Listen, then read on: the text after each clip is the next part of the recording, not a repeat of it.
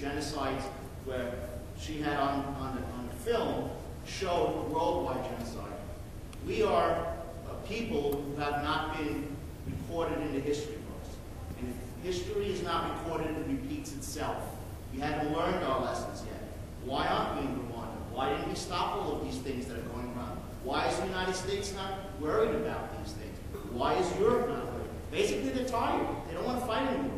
We only fight what we think is good for our national interests, but not for what the world really needs. That's just what I say. As far as going together and getting this out, my other question is, who is going to rewrite the history books? We're seeing how the history books are being rewritten in Dresden. Where's our government now? Who's giving the synopsis for your curriculum or the curriculum that is being taught into the lower base schools and the higher base schools? Who's writing these history books? And how are you going to get those history books rewritten? Where's that answer? How do you get it?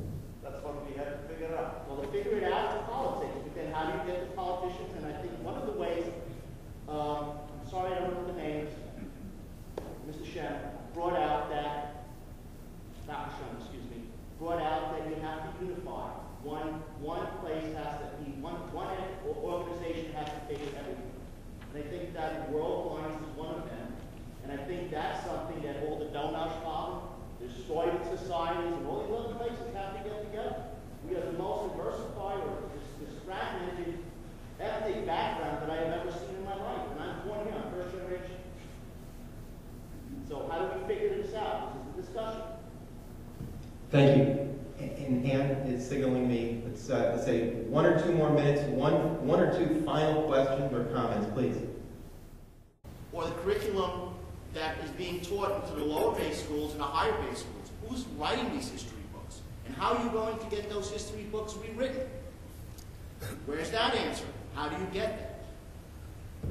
That's what we have to figure out. Well, to figure it out is politics, but then how do you get the politicians? And I think one of the ways, I'm sorry I don't know the names, Mr. Schemm brought out that, Dr. Schemm, excuse me, brought out that you have to unify. One place has to be, one organization has to base everything. And I think that the World Alliance is one of them. And I think that's something that all the Donauschwaben, the Steuben societies, and all these other places have to get together. We are the most diversified or this fragmented ethnic background that I have ever seen in my life. And I'm born here, I'm first generation. So how do we figure this out? This is the discussion. Thank you. And Ann is signaling me. Let's say 1 or 2 more minutes. One or two final questions or comments, please.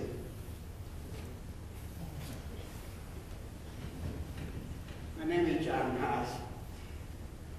About 6 months ago, I didn't realize I'm going to be part of this discussion. I recommend her the Peace Medal, and I sincerely thank you for letting this happen.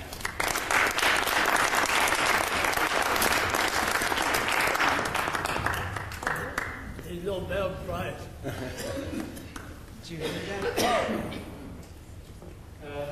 Europe has changed quite a bit in the last 60 years, but it's important to remember that although the European Union provides a platform for peace and democracy in the world in war theory, which is democracies do not fight each other, it must be emphasized that it was founded on economic grounds. That's the emphasis. The European Union is the successor of the European Economic Community, and prior to that, European Coal and Steel. It was economics, and with this economic union, it also supplemented these democratic, human rights, humanitarian values. But these ethnic divisions still remain strong. Unfortunately, I've been all over Europe, and I've seen that Slovak or Hungarians banned in public in Slovakia. They hate each other. Germany, many people still hate Jews. And I've been to Romania, I've interviewed dozens of people. They all say, why do we not have Hitler or Antonescu back to kill the gypsy? So, unbelievably to me, as an American, I can't imagine these divisions, but the future still looks dark to me.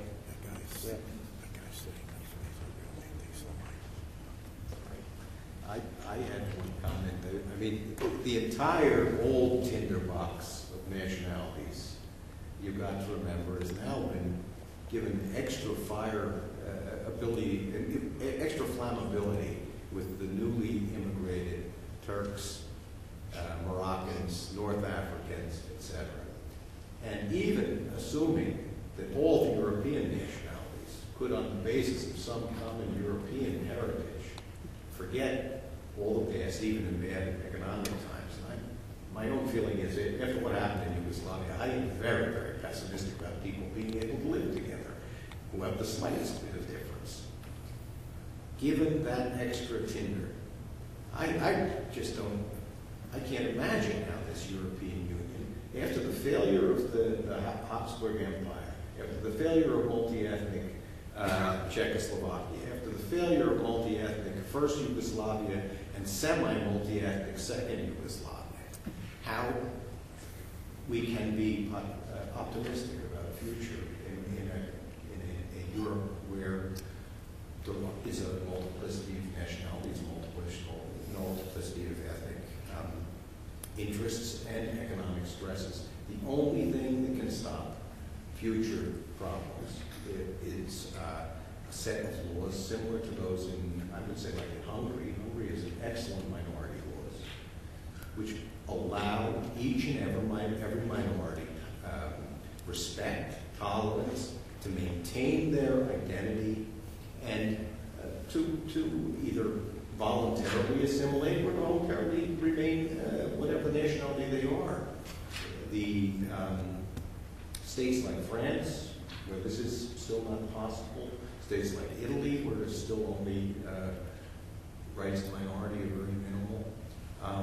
You're still talking about places where if things get bad, things could blow, and between the countries on top of it. Once again, it's just my feeling from living there a long time and seeing people. I can tell you, I ran a program.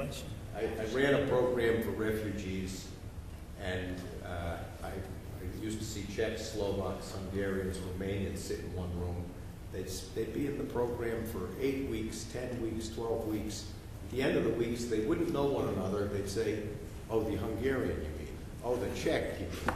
They wouldn't even learn one another's names because that was the barriers that they had intellectually to one another. Tolerance needs to be created first. I think that's a great way to end it. And I think we're done.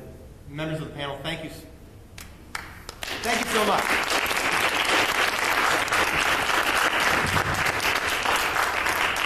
What's next?